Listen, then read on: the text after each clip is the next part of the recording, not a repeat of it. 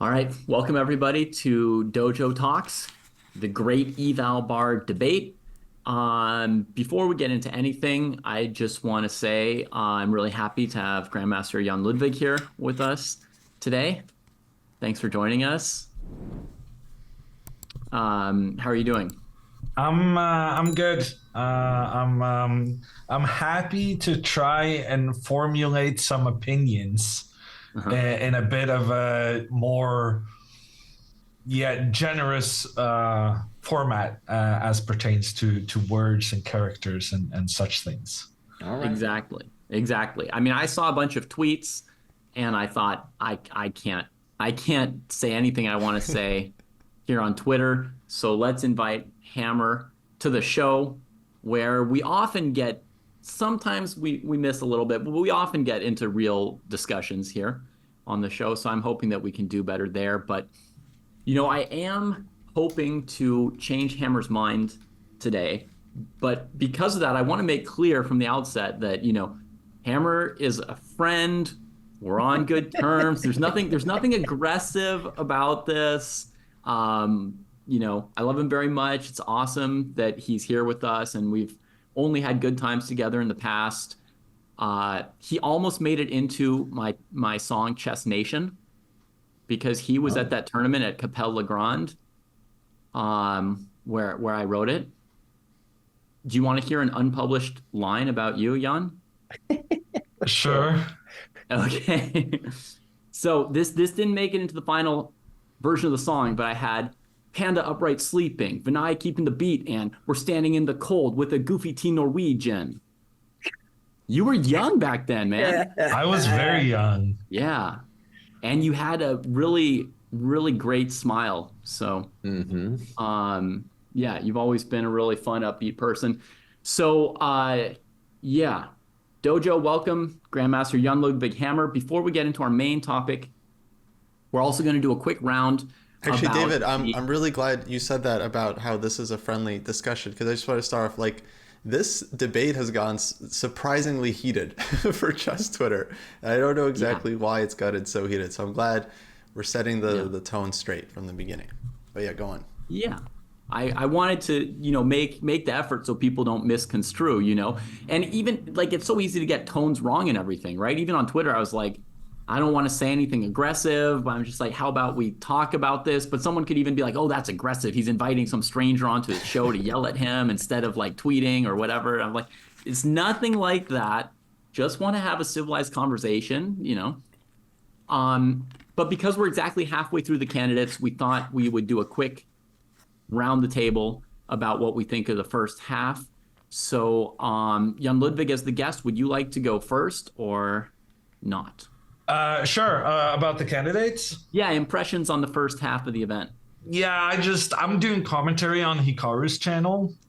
So I'm very much in the Hikaru game kind of mindset and focus. I've seen a lot of the other games, but I haven't studied them nearly as closely as I have Hikaru's.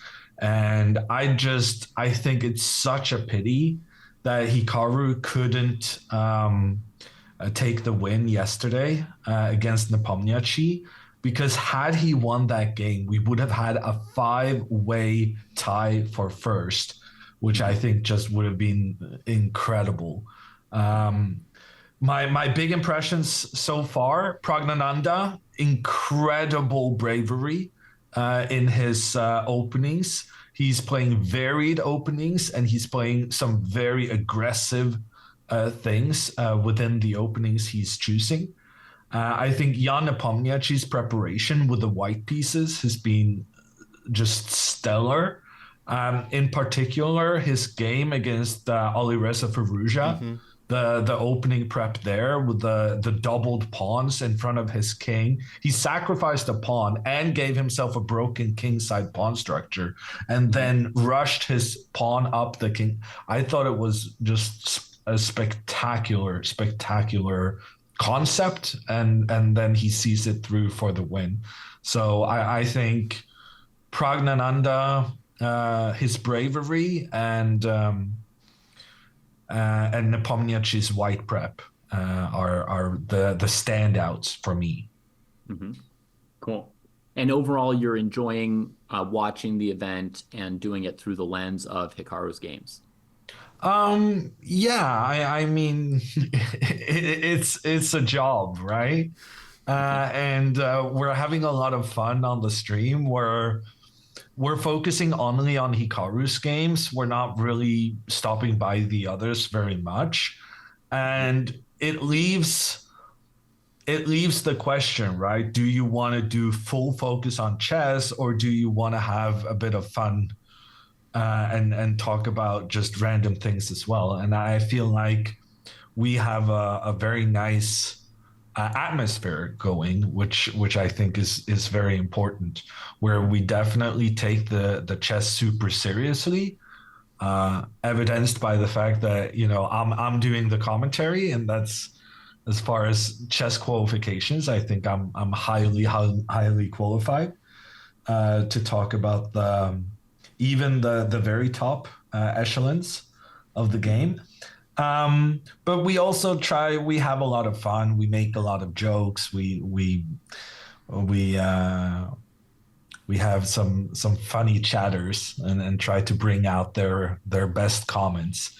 And so it's just a good time. I have noticed that the Reddit doesn't even show Hikaru's stream as one of the broadcasts, but I'm hoping that in the second half of the tournament, we're that entertaining and that funny that we'll even make it to the Reddit preview thread.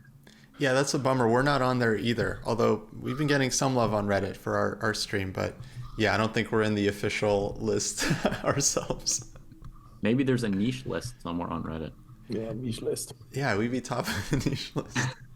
I just want to say real quick about the candidates. I think it's been super fun to follow. I've been most impressed by Gukesh and Prague specifically, just because I feel like they've shown some incredible maturity.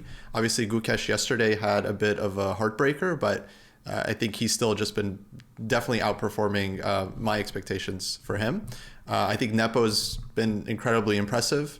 And although we didn't really rank Nepo highly before the tournament, I'm so upset at all the fans that think he's just getting lucky. I think that's like so ridiculous. Like, you don't lead 2.5 candidates tournaments by just strictly being lucky. Like, not at this level. I think he's just extremely solid, great preparation, great defensive skill, seizing his chances. Like, I think he's a fully deserving leader for the moment. I know we said we would let each other talk about the candidates thing, but one thing I think is super interesting about Nepomniachtchi is that he's never lost a game in the candidates and then had to play another game the day after or 2 days afterwards. He lost game 7 in 2020 when the tournament got postponed and everyone had to leave Russia. So he got a full year to deal with that loss, and he was still in the lead as the tournament resumed. He also lost game 14 in 2021 when the tournament resumed, but he had already won the tournament. So losing the last round didn't actually matter. And then for 2022, the guy freakishly didn't lose a single game while managing to win, what was it, 5? 5. And he just... so what I'm saying is that I'm very curious to see if he loses a game, how he copes with it, because he didn't cope very well against Magnus in the World Championship. Mm-hmm. Fair. Yeah, but first he has to lose, and he's just looking like almost invincible so far.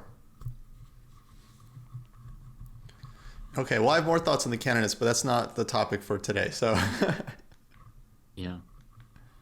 Okay, I'll give my quick spiel because we got a big topic. But to me, the overwhelming thing when you look at the cross table is where Ali Reza is at number 7, 2.5 points. And the story is really like he doesn't belong there in terms of his skill level. But the story to me is the guy's on tilt. And even the game he won yesterday against Gukesh, it was like a miracle win. It was this Queen B3 just came out of nowhere. That was lucky. I'll tell you that, my friend. Having that was lucky. So that has been like the disruptor in the tournament, this guy, and it's like a wrecking ball, and it could go either way. And so it's a real like wild card situation that I think is going to continue like that in the second half of the tournament.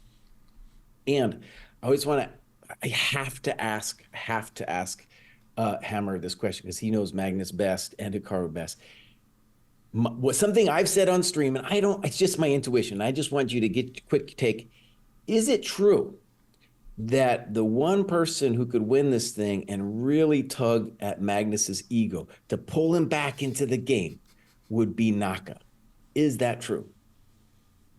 I think beating Naka would be something Magnus would really want to do in a world championship match. Yeah. But now that he gave the title away, it's just never going to happen, because even if Naka were to win the candidates and then the title, yeah, it would be too difficult for Magnus to get through the candidates tournament, I think. Because once you've given away the title, winning a world championship match is significantly easier than winning the candidates tournament. Having only one opponent compared to having 7, and having to only win one game in the world championship versus having to win maybe 5 if Nepomniachtchi goes on a crazy bender. Those are two very different things. And Magnus, the one time he did play this candidates format in the past, he was incredibly close to not qualifying. Right. I just think now that he's out for good, because the candidates tournament is too grueling, and he can do, and what he will do instead, and this is going to happen. I'm positive of it. Even if it was canceled last year in November, they wanted to do a Carlsen versus Nakamura match in, I think it was Vegas or Los Angeles or something. Vegas, and yeah. even if that was canceled, it is coming at some point, and they don't need a world championship on the line to be motivated to beating each other. All right. Okay. Yeah, I mean, what my take on it so far is that the chess has been super interesting, lots and lots of fresh ideas. I remember being excited for previous candidates because, it was Duda playing in the candidates for the first time, Rapport playing in the candidates for the first time. I thought there's, Firouzja playing in the candidates for the first time. I thought they'd bring a lot of energy and new ideas and so forth. And frankly, the last candidates was a little bit disappointing in that regard for me. Where this one, I'm really excited about how many fresh ideas are being played, some different openings. Even when they play the same openings, it's new and different, like normally people go, oh, the Petrov, Dreary, whatever, and then we're getting exciting games in whatever opening, Petrov, Berlin, anything. I mean, Nepomniachtchi Vidit was a Berlin, right? Nobody was rolling their eyes about that game. So I think there's really, really fresh chess being played. And some of it comes from Gukesh and Prague, for sure, the really young guys, but they're not the only ones bringing cool stuff. So I'm finding it to be one of the most entertaining tournaments I've watched. I also think that basically everyone except Ali Reza and maybe Abbasov, I don't know as well, but the other 6 are all at this tournament in quite good form, and that keeps the tournament really tight. That you've got a lot of people who are playing at a level where conceivably they could compete for first, second place.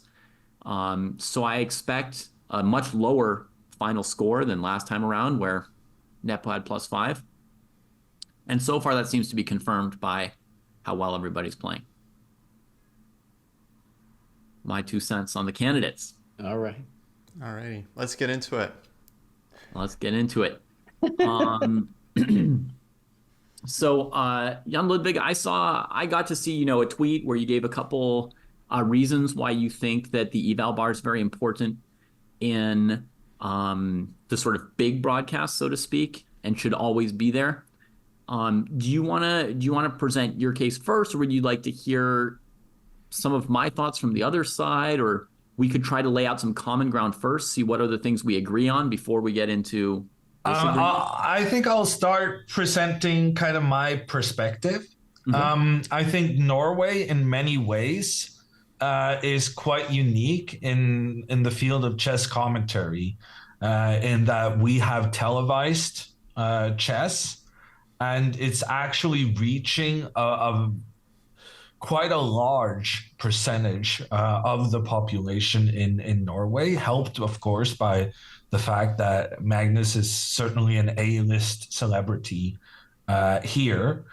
And that means that we also reach a lot of people who never play chess, never really do anything chess related. They don't necessarily have an account on chess.com, but they do like to watch Magnus trying to become the world champion, trying to win the Champions Chess Tour events, without necessarily having any sort of chess background. And that presents an audience challenge, because we're trying to make the broadcast, we're not trying to disrespect the game of chess, but we also want to make it understandable for people, and we want to have entertainment be quite an important factor, in addition to, at least what is my style, is that I really also try to feel like I try to make people feel like they understand what's going on, without that necessarily being the case, but you can, by pointing out some nice things in a more general sense, make people think that, oh yeah, no, I am really understanding what's going on. And then they don't necessarily are able to replicate that playing themselves, but the feeling of understanding is part of what makes them want to watch more in the future. So that's my perspective.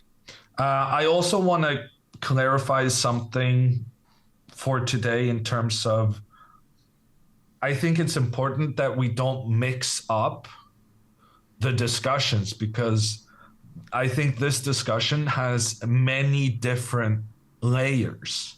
Mm-hmm. My impression for you guys is that you guys are really into this, the eval bar, whether that's available to the audience or not. And that the audience can follow what is happening based on the computer's current evaluation of the situation. I would say that's one category.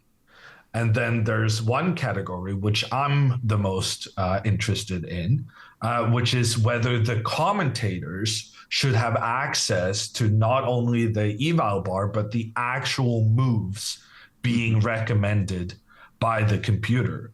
And then there's a third thing, which I haven't really talked about on Twitter, but that I'm really interested in, which is whether we are doing enough to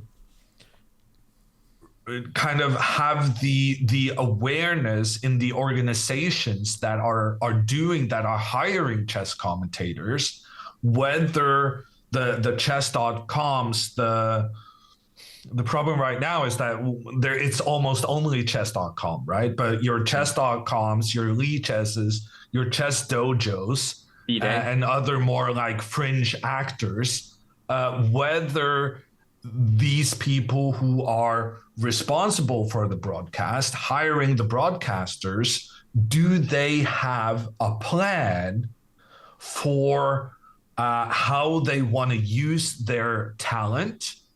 And are they aware of the differences in style between commentators and what kind of mixes well, because what's good for classical chess may not be good for blitz chess. Yes. And someone who's good at rapid chess may struggle in classical time controls. And something I'm really interested in, partly because I feel like there's a lack of work being made in this field, is that I had a conversation, my last conversation with chess.com. They had hired like a director of broadcast. So it felt like they were actually kind of sitting down and writing some do's and don'ts of chess commentary and actually trying to like formalize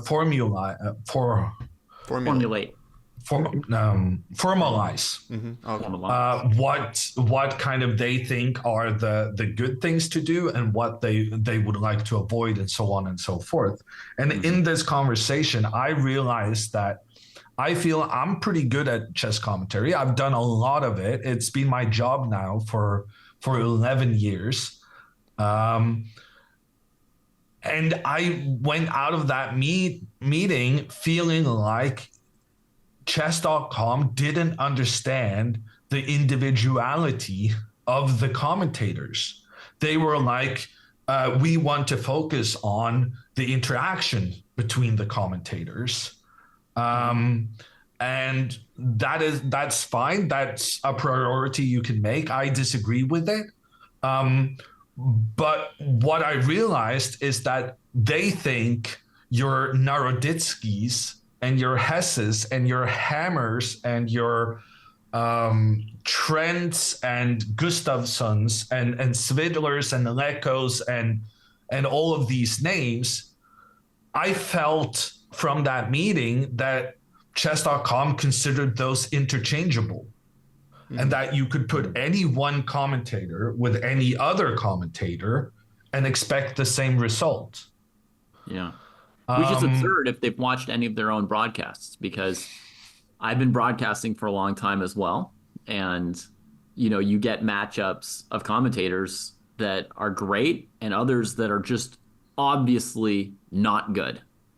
Like the viewership within 10 minutes is like, oh, this is weird. Yeah. And in that, it also means that a commentator can be good, but appear bad with the wrong matchup. Or especially if you get a matchup you get one matchup one day and then another one the other day, because chemistry is built. And you cannot have chemistry with a co-commentator on the first day. That is something that develops over time. So I'm really interested in that. I know that's not really the topic for today, but I think it relates to the other questions, because using the eval bar and whether commentators should have access to the engine moves, all of this is related to some kind of best practice within chess commentary. And I just don't feel like that best practice has been established. And chess.com, as the monopolizer, kind of has to be the one to do that. And to be fair, I haven't really spoken to them a lot in the last 2 years. I haven't gotten a gig in forever from them. So I don't know what has happened there in the meantime. But I was somewhat disappointed that I felt that their impression was the individuality of the commentators are interchangeable, because I really, really, really think they're not.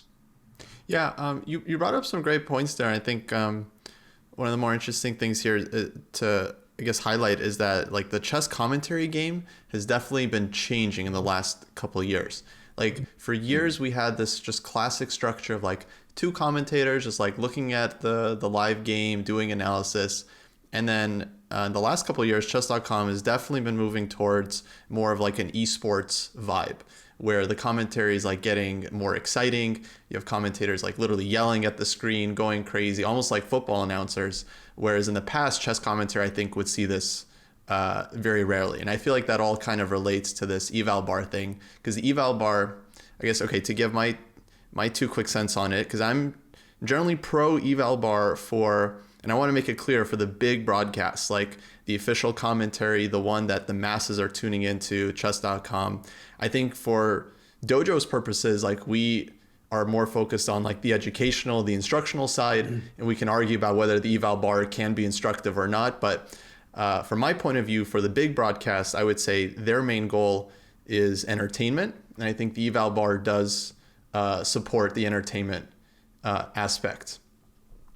I also want to throw out a second point that I feel like from a news perspective, like I think about the St. Louis Chess Club broadcast.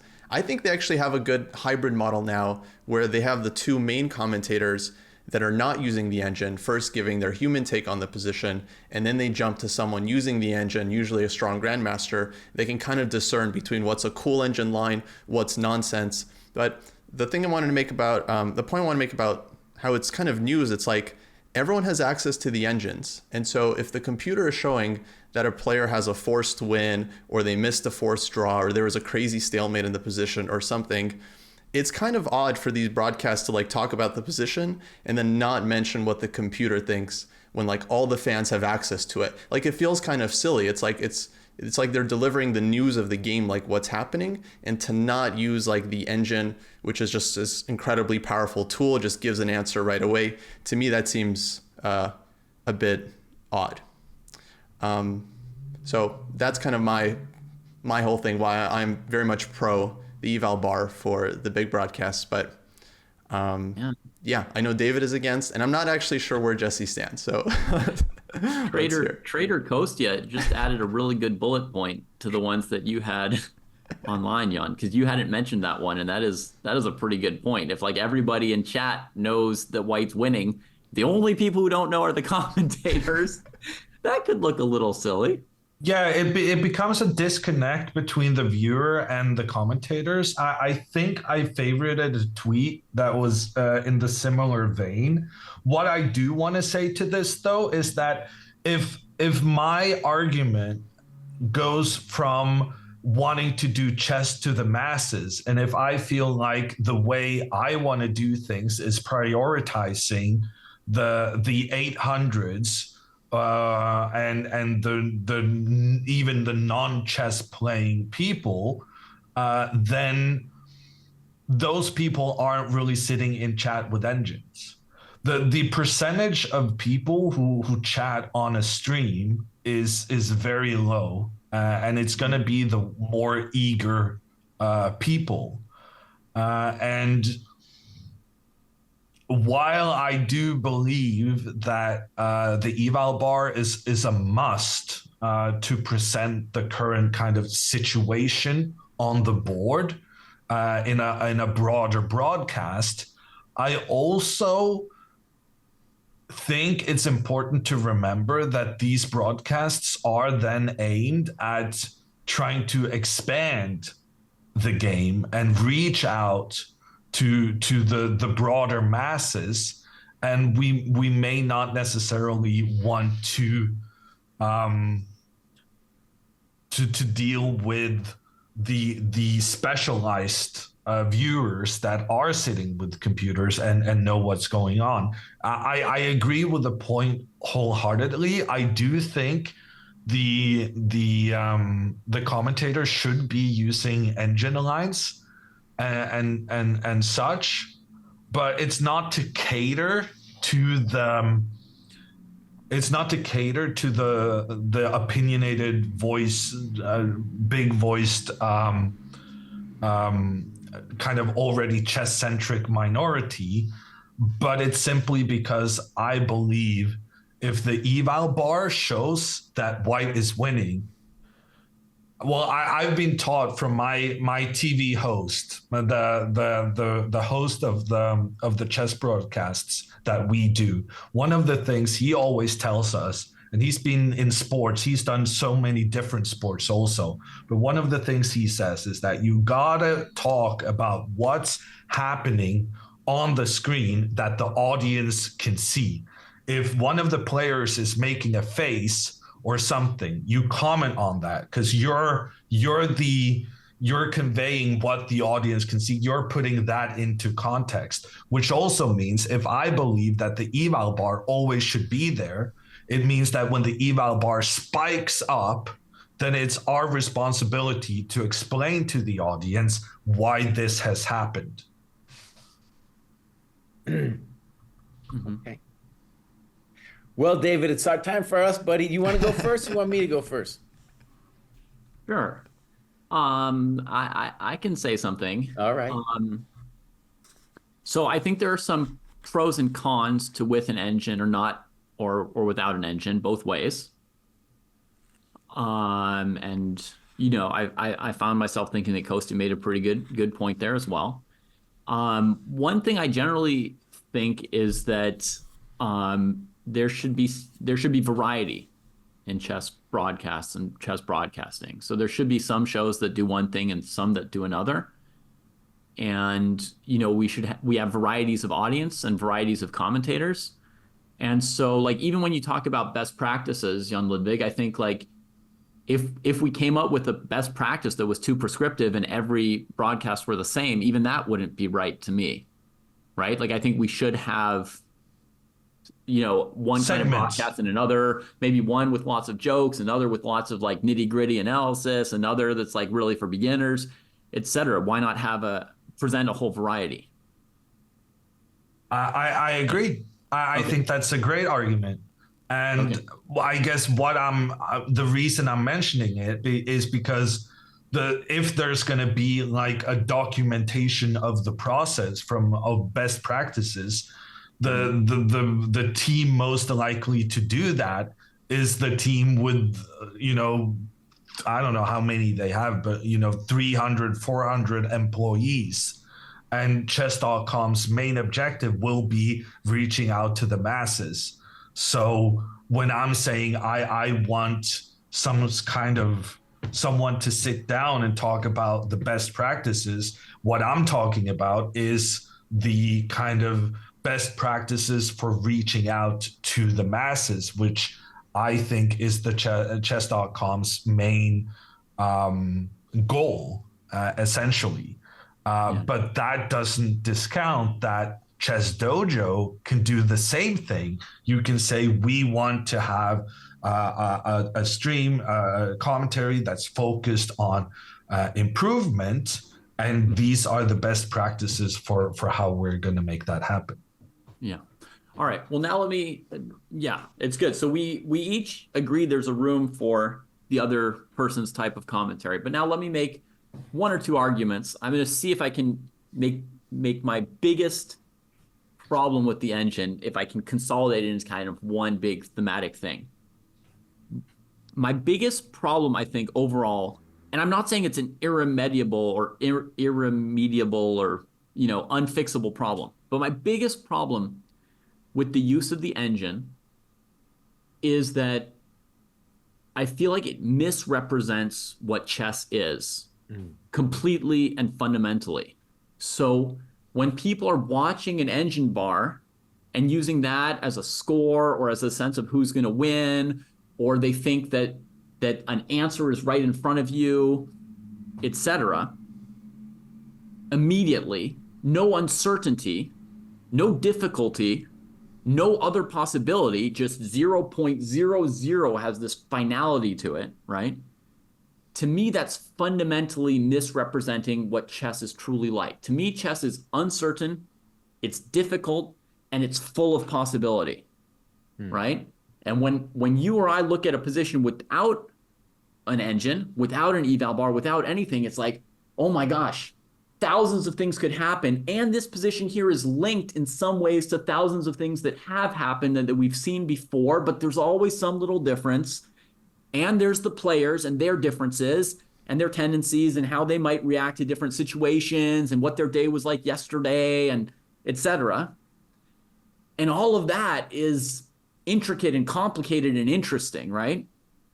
And then you get a 0.00 or a bar that shoots up to the top or a bar that yo-yos like during, I don't know if you saw Gukesh and Abasov had a queen endgame, right? But you can imagine there's a lot of queen and one pawn versus queen endings where occasionally you have a chance at a draw, but the weaker side rarely finds it and usually eventually succumbs, right? So like the side with the extra pawn wins 90% of the time from a human discussion and sense of how the games go, versus the engine bar might either say, now it's 0, now it's plus 1,000, now it's 0, now it's plus 1,000, right?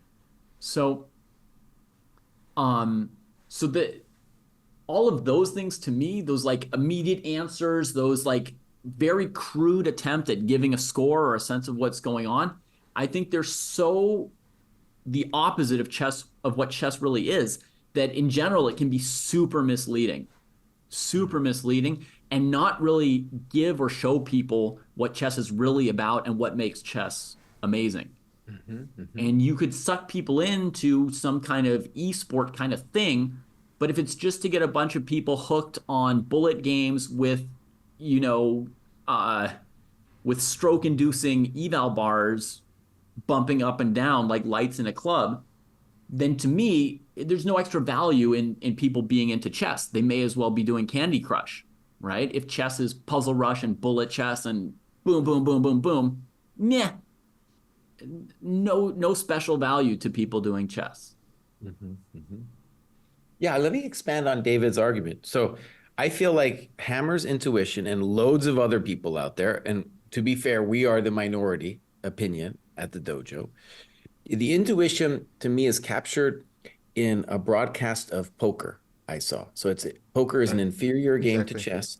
And what they will do is they'll like show the cards. The players themselves can't see the cards, but then the audience can, and then they'll show percentages, like win percentages of what can happen. And for that, the intuition is that the audience is going to be brought in by something at stake, like money, and then the reactions of the players, both the winner and the loser. And in that way, for an inferior game like poker, you have the ability to participate in a human level, even if you don't know anything about poker, right? And so I think that's the intuition of the people who want to do basically something very similar with chess. Okay, so I love what David said, and the way I want to put it for my own framework is I've done a lot of streaming, and what I find as both a viewer of streams with the eval bar and the times that I've seen the eval bar either on accident or on purpose is that what happens to me as a commentator, okay, I want to put it from a subjective standpoint of the commentator for a second, is that the game itself becomes very uninteresting. It becomes like that poker situation because I already know the answer. And I'm like in this godlike view, and I'm just waiting to see if the players themselves are going to see the answer. And then I can make dumb comments like, well, they're not in good form today. You know, didn't see that one coming. Ooh, Fallujah, man, he's going to have to go home and work on this. And so the level of commentary isn't able then to delve into the game with any kind of curiosity. And what you end up doing then is just kind of making a kind of repartee between the hosts, saying jokes and this and talking a little bit about history and stuff, but not being able to engage with the game in a substantive way. And one of the things that I think is very fascinating about this is when you're doing commentary and it's interesting and you are into it, you don't actually get tired. And you don't actually need that. You might have to go to the bathroom sometimes, but you actually don't need a break. But if you watch the commentary shows, oh man, those people are taking breaks all the time. And why is it? Because they're exhausted. It's tiring sitting around just waiting for the engine to do something, dude. It's tiring. And then something I feel like I really know is that if I'm watching somebody who's tired, I'm not into that. That's not interesting to me. I want to see someone who's engaged and has an interest in the subject. Okay, a couple more things, and I promise I'm done. I thought Hammer did a nice distinction between different kinds of commentary. And to me, one of the things that's been interesting about what we've been doing this last candidates is there are 4 games usually, and we're kind of picking and choosing between them. And the problem there is because we're going back and forth, we are often not giving the viewer a sense of where the game stands. And one of the things I like what David was saying, and I just want to put in my own words, is for me, the job of the commentator is kind of to put the position on the board in a way that's understandable on a human level. Like you could talk about how the position's murky or you have no idea what's going on. And by that, you're also conveying what the people playing are probably in a very similar situation, even if they're better players than you. So you're conveying that human sense of what is going on. But you can also say, I think white is better here. But then when we have 4 boards, it's often very difficult. Whereas what Hammer's doing with Naka Stream, you just focus on one game. In some ways, that's my favorite form, because then you're sitting there and you're kind of playing guess the move. You're saying what you think the eval of the position is all the time. And that's cool. And I kind of, even out of this discussion, we were talking earlier in our stream about like maybe having a human eval bar. Like Kostya puts his little eval bar, I put mine, maybe we have a dojo average, it's automatically calibrated or something like that. In any case, that's a difference between like a 4-board stream and a 1-board stream that I think is kind of relevant. And I do think it's important to, share where we think they're at. And one final thing that I think we can all agree on. So many chess tournaments are boring because there is nothing at stake. Yes. This one is cool because, oh my God, there's something at stake. When like Gukesh loses against Farouj, it's like, oh man, David was crying, dog. It was all over, man. And we were all crying. Jesse was laughing maniacally. I was like the Darth Vader appreciating old people beating up on young kids, even though Farouj is barely not old, But that's something at stake is so important. And I feel like the commentary of the other like common events, like Magnus will play these other events that are meaningless now. It's so important to have something at stake. Okay, I'm sorry I went kind of long, but there it is. There's my rant. Well, real quick, Jess, I want to pick up on a couple of things you said. First off, the reason, I'm not sure which broadcast you're referring to, but commentators are often enforced to take ad breaks. So it's not always their fault, right? They have to take a break. But what you said, I've been thinking about this. Yeah, like the Candidates tournament, it's like, the reason it's so compelling is the only tournament with serious stakes. But what I want to pick up on is like the eval bar often adds stakes for the viewer because there's this question of, will they find the move or won't they? And it's just like this immediate drama that's kind of built in to the shows, which I think is cool. I want to say I definitely agree with what David was saying about how the engine and all the eval bar, it is quite misleading for the viewer. And it gives people a sense that chess is easy and how could they not find that move? And they're so bad. It was so obvious. Everyone knew what the move was. How could they not see it? I think that's a bit of a shame. I feel like it's not the biggest thing in the world because, again, I think the main purpose is entertainment. And the people that end up getting into chess, it doesn't take that long for them to understand that the players are not engines. They're rarely going to, play engine perfect chess. And I think once you start getting into it, you start following broadcasts, and with the help of very good commentators that explain what's engine nonsense and what's actually findable for a player, I think people start to get a sense of like, oh yeah, the players are rarely matching the engine. Sometimes they do, but often they're gonna miss it. And I think people do eventually understand that. And just to then hop on to the point Kostya is making here, I do also think it makes a difference whether someone's coming in to chess kind of like their interest in chess, right? There's a difference between the person who thinks, what is this? This is interesting. I want to see what this is. To the next step then being playing themselves, but maybe playing very poorly. Maybe they then still kind of like the broadcast they originally started at, but there definitely is a scope for a person's interest to be piqued and then graduating to some of the more niche streams, if that's what they like. And I think, well, I think David just really, he put it in such a really nice way. And I do agree with almost everything you said. It's just that I think there is where I want to make the distinction between the chess improvement commentary and the kind of with the stuff with the broader appeal, right. So that we try and get in the new people or the people who don't want to spend more time on chess other than watching the show that they already appreciate for what it is. But some of those, they will get hooked on chess and they will then kind of graduate out of the mainstream stream, and then rather go to your chess dojos or your Svidler and Gusti and those kind of broadcasts, which once again just to me emphasizes also what you said, David, that there's one of the most important things is that there are different broadcasts with different purposes. Right. That can definitely fill different needs. Yeah. Let me clarify something though. I'm not saying that like a broadcast in our style would be better because people are going to learn more or get better from it.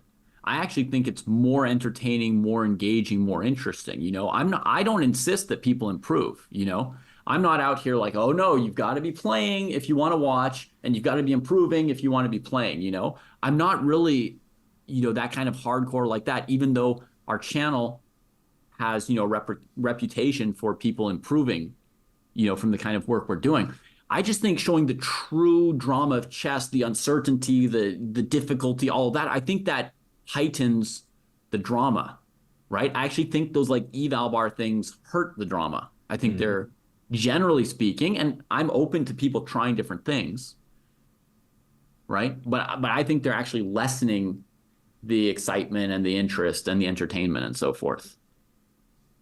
It's a fair point. I could honestly see it both ways. Like if we imagine the Firouzja Gukesh game, I'm sure the Eval Bar was swinging like during that time scramble, but it was no less exciting for us to follow it without the Eval Bar. Like we clearly understood it's a crazy situation that's happening on the board. For me personally, I just want to say like it's way more fun to watch the games without the engine, like with my friends David and Jesse. Like that's my preference. Even if we weren't streaming and we're following or we're sweating someone's game, like yeah, it's so much more fun to watch without the bar, without the engine. You put yourself into the shoes of the player and you can really feel like, oh, he's stressing out about this move, he doesn't know what to do about this move, and you can really feel it.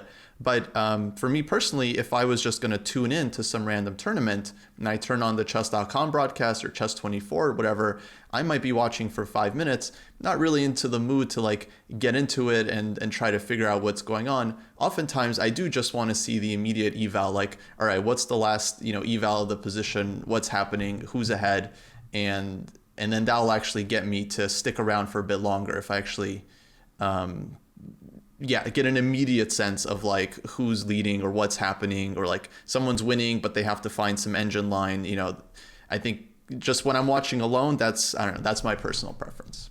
One of my annoyances with this whole engine eval bar ruins the excitement argument is what Kostya was talking about the commentators.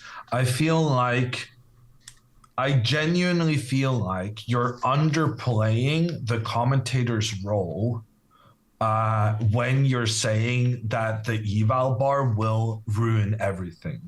The eval bar is a small part of the overall broadcast. And a lot of the arguments I saw on Twitter when there were a lot of different perspectives being presented, a lot of people just was like, it's either one or the other. It was very black and white. Mm-hmm. And I think just The eval bar, I will agree, comes with great responsibility. And I definitely don't get it right all the time. But I do think that with the right awareness, with a commentator who knows the limitations of the eval bar, and also the benefits and the responsibilities you get as a result of displaying it on the screen and showcasing it to your viewers, the responsibility does then become to bridge the gap between this is the solution and saying, well, we are humans playing chess, and explaining that this idea is going to happen because the computer's idea is one that a human can very much relate to. And then you will say, well, in this position, I don't think the eval bar represents the human experience. And one of the things I take the most pride in, especially on the Norwegian TV2 broadcasts, is when I can, number one, predict a move that was not on the computer's top three. We, on the Norwegian broadcast, we always have the top three suggestions on screen. So I take some pride in saying, I think Magnus is going to do this. And what I'm especially proud of is whenever the computer says white has an advantage, and I can go and say, I feel this position is easier to play with the black pieces. And while computers may feel it's better for white with, crazy good, accurate play, the moves required to do so are not the moves that would come naturally to a human. And I believe that in a couple of moves, we will see a turnaround in this game, showcasing the practical difficulty of the position. And that is a super important part of the commentator's job, to bridge the gap between the eval bar being the solution and that everyone is sitting watching, not really knowing what's going on, because that would be the alternative, right? Either you have the eval bar and you have the answer black, or you're trying to figure out the answer but you're not sure, and then the audience cannot actually be sure what is going on if they, like Kostya once. And there definitely are people like this. There are people who will come in 5 minutes at a time just to get an update on how it's going. And that's part of why I think the eval bar is so important. Right. So let me see if I'm getting this right. You're saying that, because this is something I also had in my points that I was typing out earlier when I was thinking about this. There's a responsibility for the commentator to say, this is the eval bar, but this is maybe the more human odds or evaluation or situation, right? Yes. You have to sort of bridge from one to the other. And it's also your responsibility to discuss how difficult things are and correct the impression that I am concerned about, right? Yes. Your responsibility is to correct this potential negative, that it says, here's just an answer, things are so easy. And those are two pretty big responsibilities to put on the commentators, right? Yes. Yeah. Because I imagine for you also, like, something that sort of hurts our feelings or touches our coconuts is when people come in and they're like, oh, Magnus is an idiot. Why didn't he play 2795? He must have stopped training 3 months ago or something like that, right? Because people have access to this thing that's better than everybody. And just the percentage of viewers chatting is very low. and Okay. the vocal minority will always. But that's not our responsibility. Is bigger than to kind of let ourselves be annoyed by a 1%. Yeah, if I Okay. could So just that jump on doesn't that. get you. So David, I was with you. Like I used to be super annoyed, right, by fans that think they know better than like Magnus or Nepo or like these top GMs, right? Because they're armed with the engine and like they have this false sense of they understand something. But I was looking at like poker Twitter, basketball Twitter, football Twitter, and I realized like every major sport has their incredibly dumb fans. It's just like one of the costs of popularity. And I think like if we want chess to be like a major thing, like consider like a major sport in the Olympiad, the World Championship, it's all important. We're just gonna have to accept that there's gonna be a mass of fans that don't know what they're talking about. And what I'm trying to say, it's not exclusive to chess. It's really like in every game. And there will be arguments that's so funny on Reddit, but like people discussing like which sport has like the dumbest fans. There's big debates. Like everyone feels like their thing, like fitness, like, oh, fitness has the dumbest masses, or it's like basketball that has it's like poker. And so I think actually that's fine, and I think it's kind of beautiful that the fans, they're allowed to participate with their opinions. And like Jan was saying, we have to kind of swallow that as chess creators. Like that's just part of the scene. One thing I want to touch back on is I think Hammer said something that is also the common intuition of the people who are really into the eval bar, which includes chess.com, by the way. Chess.com has made it so the eval bar is everywhere. It's like when I go in there, it's default. When I go to look at those games, it's default is just show me, boom, all of the evals right there. And I can't, it's almost gotten to the point where it's so pervasive, it's hard to unsee it, even when you're trying not to see it. But the thing is, if somebody is coming, this is the intuition, as I understand, that if somebody knows nothing about chess and just wants to check in every couple minutes to see how it's going, they're not going to go to the stream. They're going to go to that ChessCom page, and then boom, it's going to be right there. And then the ChessCom page can facilitate them by either seeing the bar or by showing variations or whatever. And it's very accessible. And if I guess, when I go, when I'm at the park with the kids and I want to see what's going on in the games, I go to that page, I see the eval bar, whether I like it or not, and that's going to be the quick fix for the people who just want to follow the games.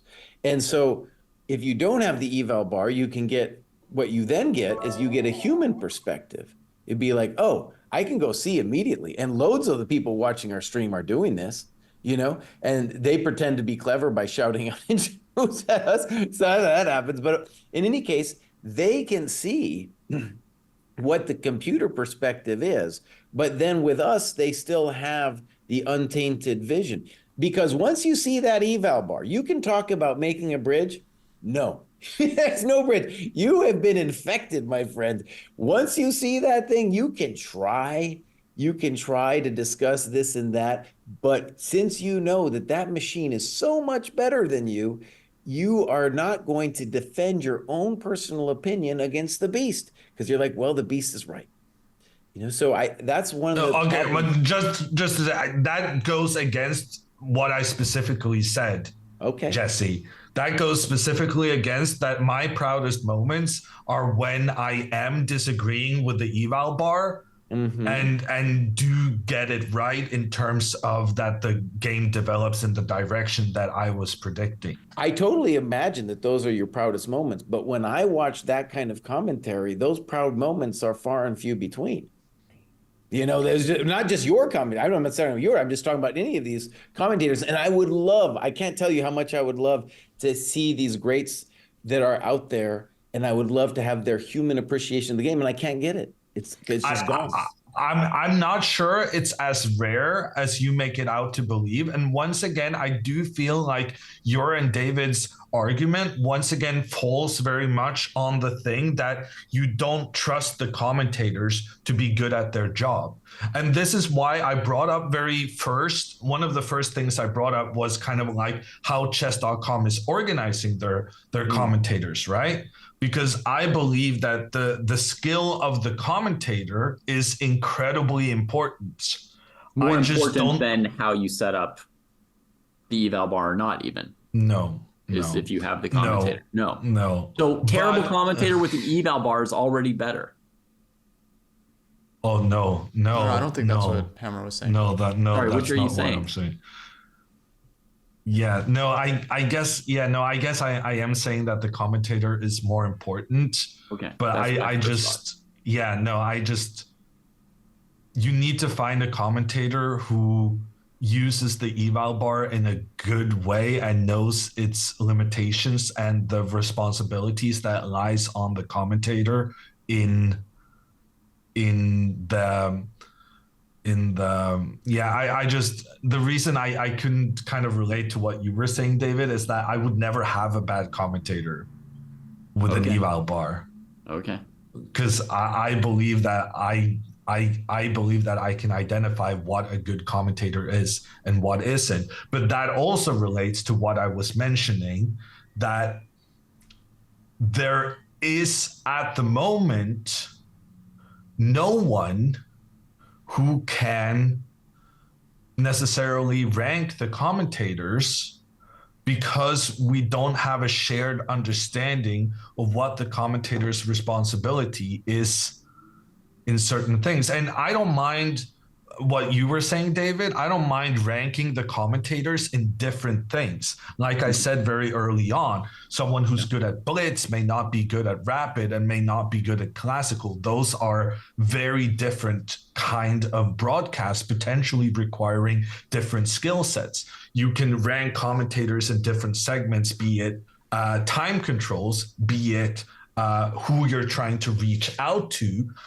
be it, you know, with eval bar, without eval bar, focusing on wowing the audience with lots of quick calculations a la Naroditsky, or trying to really make them understand, try and really explain to very new players or non-players what is going on, a la Howell and Hammer.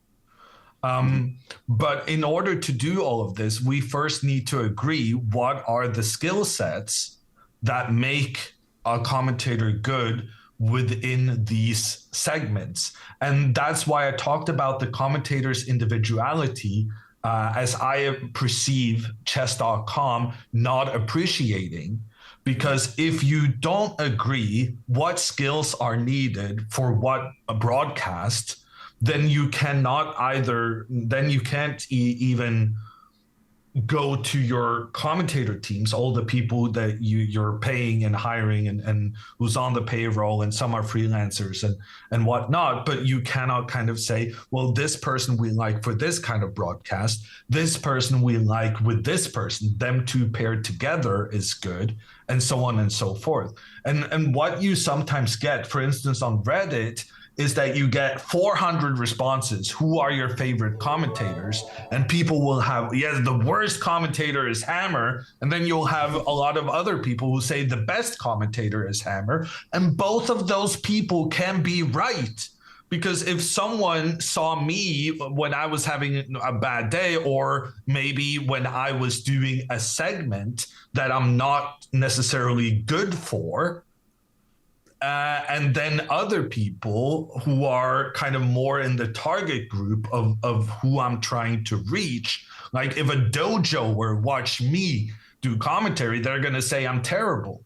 But on Norwegian television, they're going to say I'm fantastic. And then these two people start arguing on a Reddit thread when they're both kind of right, because they're both wanting different things and they're not. So I feel like we need to separate the different styles of broadcast, the goals of the broadcast, the time controls of the broadcast, and we need to kind of figure out what are the skills necessary and who are the people who have those skills, and then who are paired well together and all of that. But what it comes back to is that I wholeheartedly believe that a good commentator can to the best of their ability, with bias, but at least with some being aware of the bias it creates, have the eval bar, and even have the computer's recommendation without it being a massive detriment to the viewer base they are trying to reach. Now that I'm saying it out loud, very much of the arguments I'm trying to make is based on how I do commentary. And that is, I am more so than others trying to reach a mass audience of people who are not necessarily chess players themselves or have like a quite Well, you have this TV experience, which is very different than what most chess players have. Even if somebody's on the quote unquote bigchess.com broadcast, it's already but more also chess-oriented audience than you get on TV, right? Yeah, so TV2, Botes, and Hikaru, what all of those broadcasts have in common is that there's more non-chess people there than there would be on a dojo cast, right? For sure. Yeah. Let me push or challenge you on something, Hammer.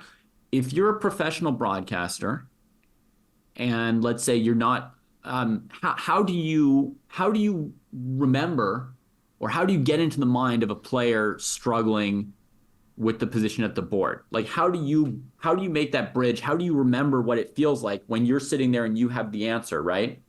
Like, you're looking at the engine line and Nepo's looking at the board and he's in Hikaru's prep. How do you remember and feel and bring in what it feels like to be Nepo in that spot?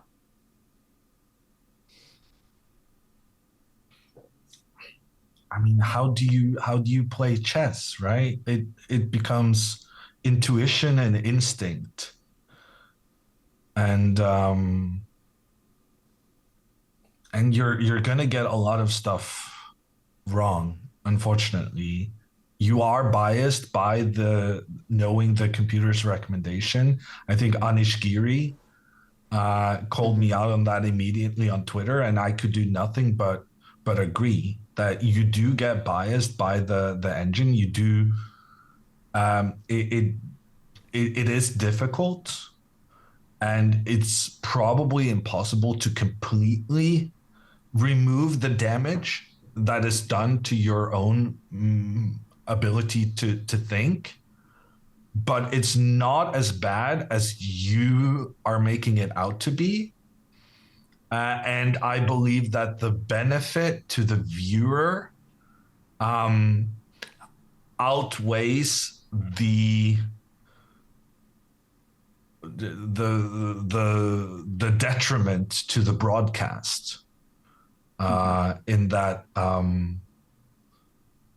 well, frankly, when you have a broadcast to a wider audience, they're not really gonna care whether you mess up the move you make or your thinking processes, because they're not good enough at chess to know that you've fucked up.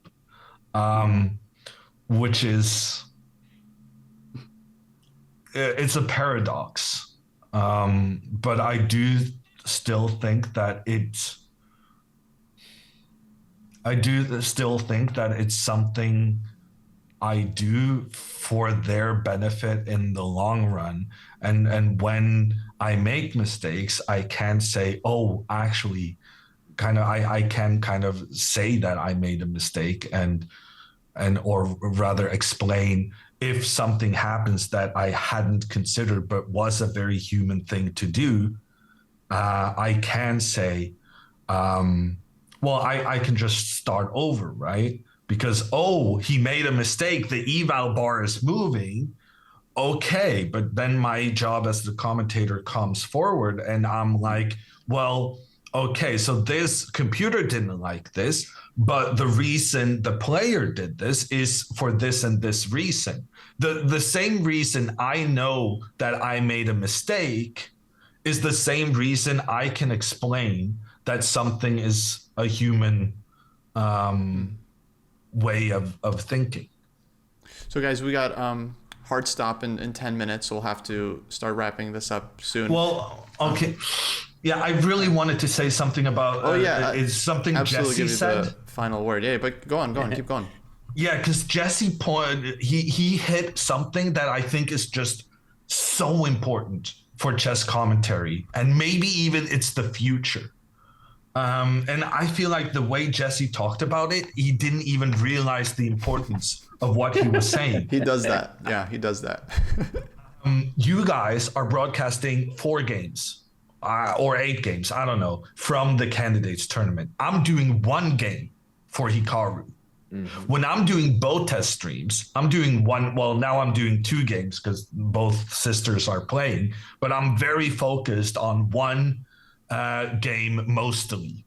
When we're doing Magnus in Norway, 1 game only. The other games, it's as if they don't exist almost. And what I find with these 1 game broadcasts is that the viewership that they get is often, it's a cooler viewership to have because you're all there for the same reason. You're all cheering for the same thing. Yeah. You're pushing towards, I'm hoping Magnus wins. I'm hoping Hikaru wins. And that sense of community that creates also affects the way you can do your commentary. And I just think it's a very interesting way to go because it also makes my job so much easier. Like you explained, Jesse, right? That it's easier to stay focused on one thing versus switching everything. And so what do you and do one then? of the things I believe that is going to be the future for chess commentary is that I think for the candidates, for instance, the biggest tournament, why are there not 8 streams? In addition to all the other segments and whatnot and so on and so forth. I want to see a Hikaru stream. We have that. But I also want to see a Karana stream. Where's the Karana fans? Where are they going to gather? What if they can watch it at the same place, having Chirila, or if he's busy working, try and find someone else and do commentary on that and create that community with that 1 game being the special focus of the broadcast. And you can bring in other languages, French stream for Fallujah. I don't know. You can have a Farsi stream also. I don't know. And then you have a Russian stream for Nepomniachtchi. Although I guess now that I'm saying it out loud, I'm sure that exists somewhere. It does. Indian streams, right? There is 1 Indian stream. Why are there not 3? Dukesh, Vidit, Prague, they're individual people and they have individual fan bases. It's not like everyone's cheering necessarily for all the India. It's rare to have 3 from 1 country maybe, but have 1 stream each would be very cool to have the fan bases establish themselves. And I'm even forgetting who the rest of the players are in the tournament. Abasov and Azari stream. Yeah. I agree with you, Jon. This doesn't only apply to the candidates. This really could apply to any tournament, but of course it's better with a high stakes. No, it's super fun to sweat 1 player. Okay, this will be the last point for me, and then maybe everyone can kind of sum up their thoughts. But I think it's a great point that it really comes down to the commentators to kind of explain the eval and the engine. And one point I just want to make on this is I think if you're going to go with the engine on the stream, you should go full engine. For me, the worst commentary is when the commentator sees the eval bar, but then doesn't have access to the lines. And then it just becomes a game of guess the move. And that comes down to the commentators. I think they should just not do that. You shouldn't just start guessing is this the move the engine wants? No, that's not it. Is this the move the engine wants? No, to me, that's just embarrassing. I would rather just have them check the engine and then discern for the viewers whether that's a useful engine suggestion or not. So if you're going to go engine, use full engine. And then if not, then don't do it like the Dojo stream and then That's way more fun. People get the human insight. I saw people like were saying like Anand on the official FIDE commentary, he's trapped by this eval bar because he wants to give all these amazing suggestions, but even he can't help but see that the eval bar goes up and down when he's suggesting moves. And it doesn't matter how strong you are, that's always going to trip you up as a player, knowing that you might be like blundering with your analysis. So if you're going to use the engine and then use your commentator skills to explain to the audience what the human players are actually thinking about the position. For my final 2 cents, I actually want to just do a question. This is a real question. I don't have the answer to it. So forever, I've been not using the eval bar. This is going back to pre-COVID. They brought me into St. Louis to do commentary. They put me in Maurice Ashley's spot, dude. They were like, you can have his fancy computer. It was pristine. It was awesome. It was the strongest computer ever. And they let me touch it, and I still didn't want to use it. So I feel like this is going on forever. But here's my question. Why, right now, with Hammer's tweet about this eval bar debate, why did it go ballistic? I honestly don't have the answer. So I'd be interested if somebody has a take on that to finish this show off. I think there was definitely people that are, let's say, pro eval bar feeling elitism, I guess, coming from the dojo side of the argument, right? Feeling like it's very elitist. Someone tunes in, they're very much at beginner level, they don't know anything that's going on, and now they have to like sit there and like listen to like 3 minutes of human analysis to try and get the sense of the evaluation. So I think that's kind of the main, I think, from the pro eval bar side. But we didn't start this. We didn't post or say anything about this topic. We just saw other people discussing it first. Yeah. I don't know exactly how this exploded, but yeah, it clearly lit a fuse. But I guess this culture war, it has been brewing for a while. Like I remember this famous tweet from Nepo where he was very upset about PogChamps like stealing the attention. I feel like it's related. Popcorn chess, exactly. Right. Elitism versus, the real shrine of chess or chess for the masses. Real is chess, that horse exactly. Chess or not real chess, etc. Yeah. Yeah, that's definitely, it comes up in multiple areas of the chess discourse. My final take, so that we can give Hammer the last word. My final little take or point would be, I think there are challenges to broadcasting with the eval bar and challenges to broadcasting without it. So we've talked a little bit about the responsibilities and like what a job a commentator has to do with the eval bar, right? We haven't talked about, the negatives or cons as much of like the no eval bar, but we mentioned that, people could pop in and not know what the situation is, right? I believe that there could be ways to mitigate the problems or the cons of each, because I think they each have pros and cons, right? So just as a commentator who's really good at saying, well, we've discussed this already today, a commentator who's good at handling the problems with the eval bar being up or with the engine lines being available, I imagine that there's also a way that a no eval bar stream could compensate for its challenges or difficulties. We could find ways to have some graphic representation on the stream that gives people a sense of what's going on when they pop in, if the commentators are not at that moment always discussing what the evaluation is or who's got the chance of winning or whatever, right? Like we could find graphical representations. We could have something going that could mitigate that problem so people could pop in and see, oh yeah, that's about what's going on right now, without it being that finality and that certainty of the eval bar, right? It could be something that gives you a sense of what's going on graphically, but also includes the uncertainty and the myriad possibilities that I prize and value and think is important to really show people this is what chess is really like. And I would just ask Hammer one last question. Do you not think that if you thought on it long enough, you could conceive of a way of setting up a no eval, no computer broadcast that could still be a good broadcast for the masses with the right recipe, the right graphics, the right commentators? Do you not think that it's solvable and you could actually have a good broadcast like that? I could have a good broadcast, but I don't think I could have the best broadcast. And I really like what you just said, David. I'm going to end now because I know Jesse has to go. But I would like to end with a challenge to you guys, because you guys are innovators, entrepreneurs.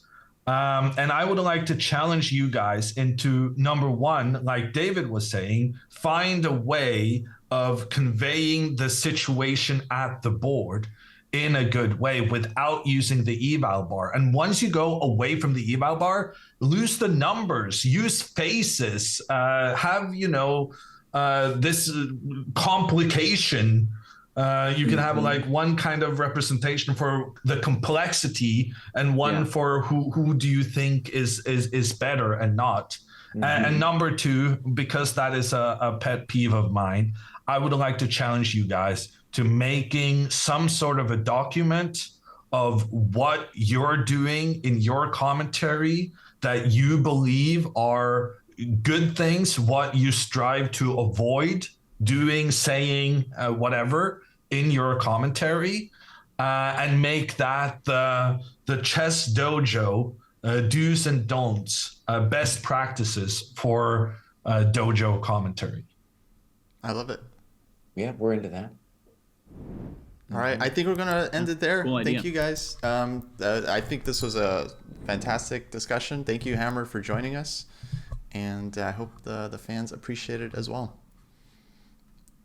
Bye. Bye, everybody.